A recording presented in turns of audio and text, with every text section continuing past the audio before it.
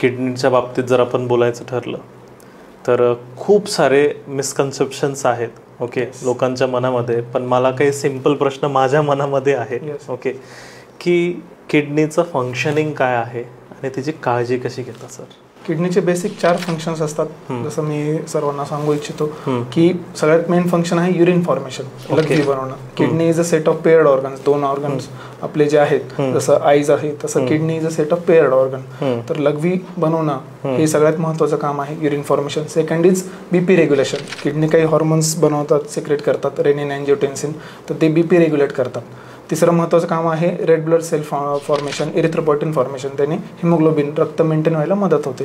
चौथं काम आहे की बोन आणि हे मिनरल जे आहे त्याचं metabolism.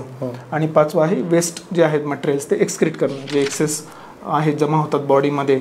Urea, creatinine, sodium, potassium, calcium, uric acid, phosphorus, bicarbonate, भरपूर सारे घटक जे आहेत ते जर बॉडीमध्ये एक्सेस झाले, युरिनमधून फिल्टर आउट नाही झाले, तर ते शरीराला त्रासदायक ठरू शकतात, टॉक्झिक ठरू शकतात, विषारी ठरू शकतात.